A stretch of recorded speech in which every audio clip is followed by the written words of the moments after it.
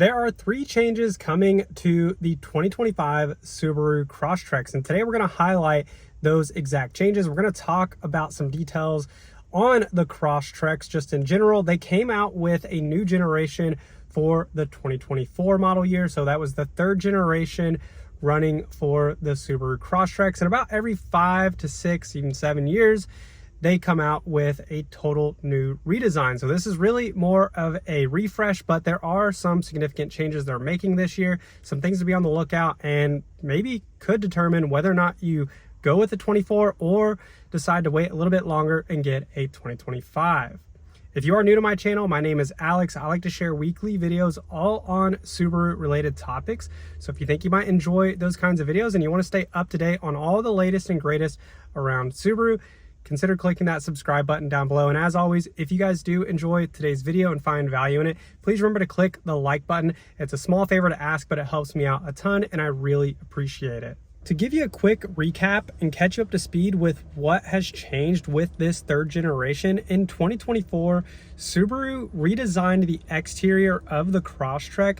They redesigned the seats to make them more comfortable, and then they also came out with the new touchscreen display, which was first introduced on the 2020 Outback and has since been carried out to every other model, including our most recent, the Subaru Forester. So now all of your Subarus have this large 11.6-inch touchscreen display, unless of course if you go with the base trim. The base trim has 2 smaller 7-inch displays with a split in the middle. Both displays virtually operate the exact same way, except this one has wireless Apple CarPlay and Android Auto, whereas the split screen does not, and it requires cable connection in order to use CarPlay and Android Auto. Subaru also introduced the Crosstrek Wilderness trim line for the 24 model year, which added the standard 2.5 liter engine, an additional transmission cooler to help with additional towing capabilities and climbing capabilities if you do decide to take this off-road.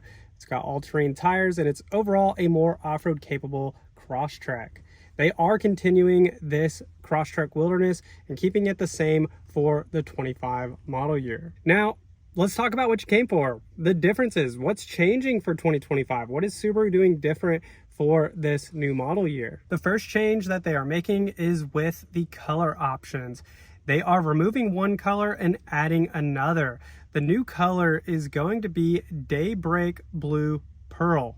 I don't really know exactly what that's going to look like. I'll show you all that I have right now, but this is going to replace the Horizon Blue Pearl. So here's a look at the Horizon Blue Pearl that we currently have and we've had for many years now on the Crosstrek, and they're going to do away with this and replace it with this new Daybreak Blue Pearl color, which the pearl tells me, I guess it's going to be a metallic color like we're used to seeing on many of our Subaru colors. And this is listed as a premium color option, meaning there's going to be an upcharge to get it. It's $395 added to the MSRP if you go with this color, just like in our Alpine Green that we first saw in 2024 and the Offshore Blue that were also offered as premium color options. Now this new color, the Daybreak Pearl, appears to only be available on the base trim and the premium trim line whenever we look at the spec sheet. So it's not going to be available on the Wilderness, the Limited, or the Sport from what I can tell. The second change that Subaru is making for the 2025 Crosstrek has to do with the engine. So in the past, a lot of people have had complaints about the lack of horsepower or the lack of acceleration on the Subaru Crosstrek. It used to only come standard in a 2-liter engine with 152 horsepower. And a lot of people felt like Subaru could do more. After all, Subaru has the 2.5 liter in their Outbacks and Foresters. They even have a 2.4 liter turbo in the Outback and even a turbo engine in the WRX and previously in the STI many years ago. So why can't Subaru develop a higher performance engine for the Crosstrek if that's what people want? Well, Subaru tried to address this in 2024 with the 3rd generation Crosstrek, adding the 2.5 liter standard on only the Sport, the Limited, and the Wilderness trim line. If you went with the base or the premium trim, you still got a 2-liter engine. Well, now for 2025, I'm happy to announce that Subaru is going to have a 2.5 liter naturally aspirated engine standard on all but the base trim. So if you go with the premium, even though it's a lower priced option, you're going to have the ability, you're actually going to get the 2.5 liter standard, which equates to about 30 more horsepower, putting you right at 182 horsepower and a little bit more torque as well. I think it's about 30 something pound-feet of torque additional compared to the last generation 2024 model. So no, while we're not getting a turbo engine, we are getting a larger displacement for the lower trim line offerings. And there has been talks of the hybrid coming to the Crosstrek. Previously, Subaru had a hybrid powertrain many years ago. It was only offered in, I think, like 10 states in North America. It wasn't offered everywhere, but Subaru has announced with the 25 Forester that they are developing a hybrid engine. They're going to release hopefully mid 2025. And with that, hopefully the Crosstrek comes shortly after. I don't know if it'll be around the same time or later in the year, but hopefully the Crosstrek hybrid gets released after or re-released after. This is not going to be a plug-in hybrid, but it's supposed to be something that we anticipate being incredibly popular. A lot of people ask about the hybrid, and I think that this is a good bridge between the gap from fully ICE and electric. This is something that I think is a good medium, a middle ground for people who want additional fuel economy but aren't quite ready to make the switch over to full EV. Before we address the third change that Subaru is making for the 25 Crosstrek, I want to talk about two features that I know we are not getting because many people ask me about it, and sadly, at least here in the US, we do not get these two features. One of them has to do with the all-weather package. Now, if you look at the spec sheet of a premium with this optional package on up, you're going to see something listed as all-weather package. And that includes your heated side mirrors, your heated seats, and your heated front windshield wipers. Unfortunately, this does not mean it includes a heated steering wheel. So right now we're in a 2025 Outback Onyx. It does have a heated steering wheel. Unfortunately, here in the US, the Crosstreks don't get the heated steering wheel in that package. I believe that's only in Canada, from my understanding. Obviously, it's much colder there.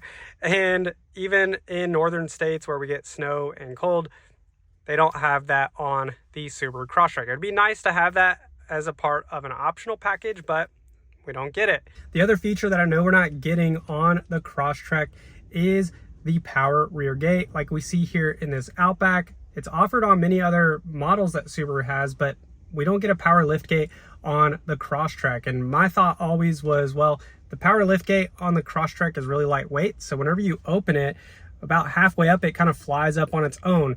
That's really not the issue. The real issue is whenever you're trying to close it. So if you're either really short or don't have the strength to pull that down, you're not going to have that power assist on the rear gate to open and close it for you.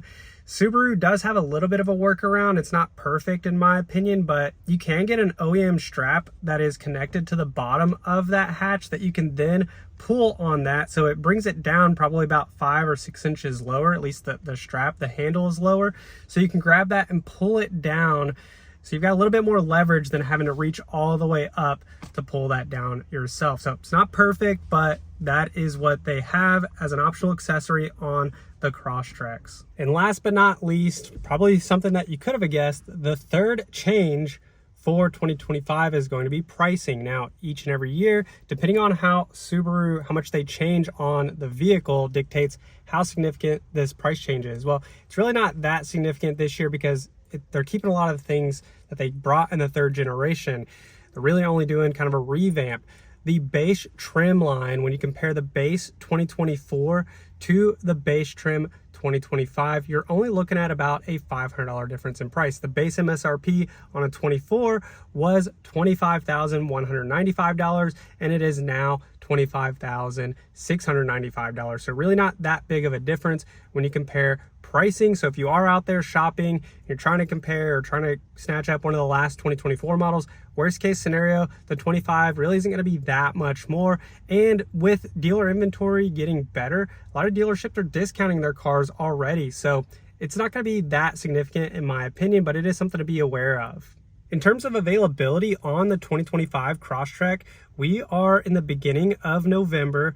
These are going to be arriving very soon. We're projected to get our first batch of the 25 Crosstreks by end of December. If you were to place an order right now for a Crosstrek at your local retailer, you could probably expect a lead time of around 2 to 2.5 months, putting the projected arrival sometime in January. So really not too far out. That's about in line with what we would expect when it comes to placing new car orders. If you all have any questions at all, leave those down in the comment section below. I really hope you enjoyed today's video and found it insightful. If you did, remember to click that like button before you leave. Hope you have a great day, and I will see you in the next one.